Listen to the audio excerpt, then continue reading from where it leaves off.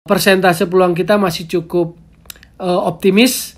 Tetap hati-hati, tetap fokus karena Singapura lebih rapi, lebih terstruktur, lebih terorganisir permainannya dibandingkan Malaysia. Tapi peluang untuk menang menurut saya masih tetap terbuka. Tinggal bagaimana Indonesia kembali ke performa terbaik dalam hal intensitas, kepercayaan diri, dan determinasi. Oke, balik lagi di Gocek Bung Toel. Kali ini kita akan review hasil semifinal leg pertama Singapura Indonesia 1-1.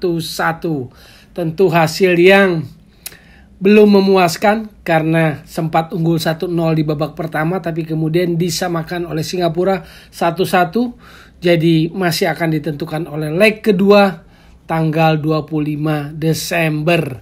Jadi masih ada leg kedua yang sangat menentukan untuk Indonesia ke final. Saya sendiri masih sangat optimis, masih sangat yakin Indonesia bisa ke final.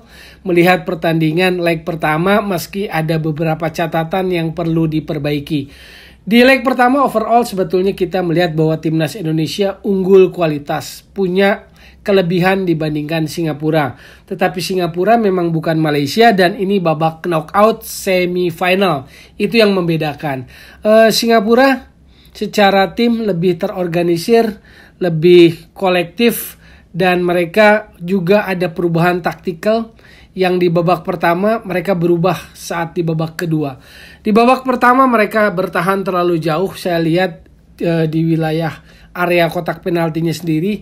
Di babak kedua Singapura sudah berubah, dia berani naik ke depan, berani pressing pemain-pemain Indonesia sejak di tengah lapangan. Jadi ada perubahan taktikal dari Singapura, itu sebagai faktor eksternal, faktor di luar tim Indonesia yang membuat pertandingan kemarin berakhir dengan 1-1. Contohnya adalah ada satu counter attack cepat yang kemudian langsung membahayakan dan jadi gol oleh Iksan Fandi. Itu situasi perubahan yang terjadi di babak kedua. Tapi overall saya melihat bahwa timnas Indonesia masih punya keunggulan. Jadi secara persentase saya masih optimis Indonesia bisa ke final di leg kedua ini. Tapi dengan catatan. Apa itu catatannya? Catatannya adalah jika Indonesia bermain dengan intensitas yang lebih baik dibanding leg pertama. Jadi kalau kita bandingkan leg pertama dengan lawan Malaysia, intensitasnya berbeda. Jadi sedikit menurun atau lebih menurun intensitas permainan Indonesia ketika leg pertama lawan Singapura semifinal dibandingkan dengan Malaysia. Jadi determinasinya agak kurang. Lalu juga faktor eksternalnya tadi ditambah bahwa Singapura secara organisasi terutama saat bertahan sangat baik. Di babak pertama terlihat betul bahwa Singapura pemain belakangnya nggak mau keluar ofensif. Mereka 5 di belakang, 2 back dan 3 center back ada di belakang. Dan itu membuat Indonesia bisa lebih menekan, bisa lebih menguasai permainan. Tapi di babak kedua setelah ketinggalan oleh gol Witan, Singapura berani naik. Itu yang membuat situasi berbeda antara Malaysia lawan Indonesia dengan Singapura lawan Indonesia.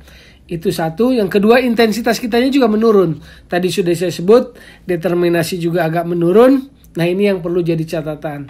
Apakah dalam selang 3 hari atau 2 hari istirahat ini bisa dimanfaatkan dengan betul-betul recovery-nya supaya intensitasnya, bobotnya itu naik lagi, determinasinya. Ini yang menjadi kunci permainan Indonesia. Nah, kalau kita bicara di babak pertama, sebetulnya penampilan Indonesia memberikan harapan karena tim Indonesia kontrol sekali, kontrol permainan. Dan bicara soal gol, ini memang gol yang menurut saya sih sangat bagus dari prosesnya ya, sangat luar biasa. Kita tahu bahwa ada Asnawi Mangku Alam Bahar yang melakukan tekanan dari sisi kanan. Pertamanya dia 1v1 dengan Haris Harun, kapten kesebelasan Singapura. Dia berhasil lewat meski sempat agak terhuyung, tapi dia bisa jaga keseimbangan, balance-nya, lalu dia melesat, melepaskan dribbling dengan kecepatannya, speed, dia masuk, lalu dia kerjasama dengan Witan. Kerjasama dengan Witan bagusnya apa? Satu sentuhan. Witan nggak kontrol bola. Begitu Witan terima bola, dia dorong lagi ke ruang. Jadi umpan daerah. Dan di sana Asnawi Mangku Alam masuk. Dia menusuk, ke area penalti, dia masuk, lalu cutback dia. Cutback ke arah Witan lagi. Dan Witan tanpa kontrol. Satu sentuhan, dia taruh bola flashing ke pojok kanan gawang Singapura. Hasan Suni nggak sempat cegah bola itu masuk. Dan itu gol yang menurut saya sangat luar biasa. Itu prosesnya luar biasa, diawali oleh kerja keras Asnawi Mangku Alam Bahar. Yang pertama ketika dia 1v1 melewati Haris Harun, kapten Singapura. Itu tentang catatan gol. Tentang catatan tim Indonesia, kenapa saya optimis? Karena begini, fleksibilitasnya bagus. Fleksibilitas tim Indonesia ini harus diakui, menurut saya sih Sinteyong sangat jeli. Jeli dalam hal yang pertama melihat kemampuan pemain. Kedua, memasang mana yang harus dimainkan lebih dahulu. Cukup jeli. Apa maksudnya begini? Waktu babak pertama yang main adalah Fahrudin dan Rizky Ridho. Ini jelas dua center back yang dipatok, nggak usah naik, nggak usah offense, nggak usah attacking. Dia fokus defense. Fahrudin dan Rizky Ridho. Makanya kanannya Asnawi, di kirinya Pratama Arhan. Makanya kemudian di depannya ada Alfreanda Dewangga dan Rahmat Irianto. Jadi kalau kita lihat komposisi begitu, 4-2-3 gelandang serangnya ada Irfan, Ricky Kambuaya, ada Witan dan Dedik Setiawan. Kan begitu, 4-2-3-1. Tapi sepak bola modern nggak pernah kaku. Sepak bola modern itu formasi selalu punya fleksibilitas. Fleksibilitasnya di mana? Jadi Sinteyong melihat bahwa jika Indonesia dalam tekanan, maka satu gelandang bertahan yang ditaruh itu antara Rahmat Irianto dan Alfreanda Dewangga, dan khususnya Alfreanda Dewangga itu jadi center back ketiga.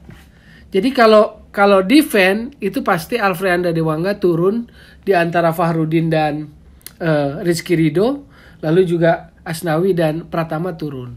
Nah, kalau Pratama dan Asnawi terlambat, disitulah peran dari Rahmat Irianto dan Alfreanda Dewangga. Ini yang saya maksud fleksibel, fleksibilitas dalam sepak bola modern. Kenapa begitu? Karena kekuatan strong point dari timnas Indonesia ini nih, dari sisi wing back, dari full back kanannya Asnawi, dari fullback kirinya Pratama Arhan. Dua-duanya agresif menyerang. Dua-duanya selalu support menyerang, support attacking. Jadi karena dua-duanya ini melupakan kelebihan timnas Indonesia, maka Sinteyong harus menjaga kedalaman dengan menaruh di babak pertama Alfreanda Dewangga dan Rahmat Irianto. Supaya kalau counter attack dari Singapura nggak cuma punya Rizky Ridho dan Fahrudin, tapi juga punya Rahmat Irianto dan Alfreanda Dewangga.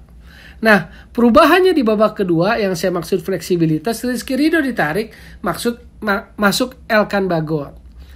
Dimensi lain buat Elkan Bagot adalah attacking bola-bola mati, itu menjadi target man bagi sepak pojok Indonesia atau tendangan bebas Indonesia. Tapi dalam bertahan jadi berubah lagi. Saat bertahan Alfreanda Dewangga yang ditarik mundur, jadi 3 center back. Apalagi melihat bahwa Singapura terutama di babak pertama sangat mengandalkan counter attack langsung. Jadi bolanya vertikal, nggak melewati tengah dulu, nggak build up tengah dulu, nggak. Kalau babak pertama kita lihat Singapuranya agak panik, bola langsung long ball ke depan, ke Iksan Fandi. Nah disitulah di babak kedua Coach Sinteyong melakukan perubahan. Alfreanda Dewangga ditarik mundur, jadi 3 center back selalu ada. Di sini agresivitasnya tetap didorong. Pratama Arhan dan Asnawi didorong untuk melepaskan agresivitasnya, kemampuan ofensifnya mendukung serangan.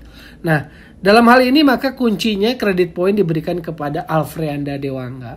Jadi buat saya ini pemain muda hebat, dia menjadi pemimpin di lapangan tengah karena dia positioningnya di tengah. Di sebelah kanannya Fahrudin, sebelah kirinya Elkan Bagot. Jadi kontrol tuh ada di dirinya. Maka dia harus yang walaupun muda, dia harus lebih cerewet, berani cerewet meski sebelahnya Fahrudin pemain senior. Dan saya lihat kelebihan kenapa Alfreanda Dewangga ini selalu menjadi pilihan pertama, interceptionnya bagus. Badannya tidak setinggi Fahrudin, tidak setinggi Rizky Ridho juga, tapi interceptionnya bagus. Jadi kalau kita bicara lini belakang yang punya agresivitas dan duel-duel 1 lawan 1 terutama intercept, itu Alfreanda Dewangga. Dan dia ternyata bisa didorong juga lebih fleksibel main sebagai, jadi kalau lagi pegang bola, Alfreanda Dewangga itu didorong untuk berani naik mengisi area tengah, nggak hanya di belakang. Itulah fleksibilitasnya, itulah versatilnya atau serba bisanya Alfreanda Dewangga. Dan buat saya itu karena apa? Karena Sinteyong jeli melihat kemampuan dan potensi pemain. Meski bola gol balasan dari Singapura kan berawal dari umpan lambung dia diagonal ke sayap kanan yang dipotong langsung oleh bek, lalu diambil oleh Faris Ramli, lalu pemain kita kepancing dan ada terupas kepada Iksan Fandi yang tidak terperangkap offside. Tapi itu situasional yang memang mungkin terjadi dan tidak menjadi kesalahan mutlak Alfreanda Dewangga yang umpannya diintersep lawan gitu loh. Overall menurut saya sih kenapa pemain ini jadi pilihan karena itu. Jadi salut buat Alfreanda Dewangga, tolong pertahankan konsistensi permainannya. Anda anak muda, pemain belakang muda yang menjadi harapan masa depan sepak bola Indonesia. Sayang di babak kedua intensitas menurun seperti saya bilang. Masuknya Evan Dimas juga tidak terlalu mengubah situasi, menggantikan Rahmat Irianto. Dan pertanyaannya atau PR besarnya adalah lini depan. Ketika pemain belakang sudah bisa kontribusi gol, entah lewat bola mati ataupun pemain gelandang dengan open play-nya yang sangat bervariasi, tapi striker memang sangat miris. Di babak pertama Dedik Setiawan yang main digantikan oleh Ezra Walian, lalu kemudian digantikan Hani Segara. 3 striker dalam satu pertandingan jelas ini problem, ini ada masalah. Ezra Walian yang masuk di babak kedua lalu digantikan Hani Segara, jelas itu menunjukkan ada ketidakpuasan dari Coach Sinteyong terhadap kinerja striker. Jadi PR besarnya adalah tentang striker untuk bisa lebih berkontribusi besar.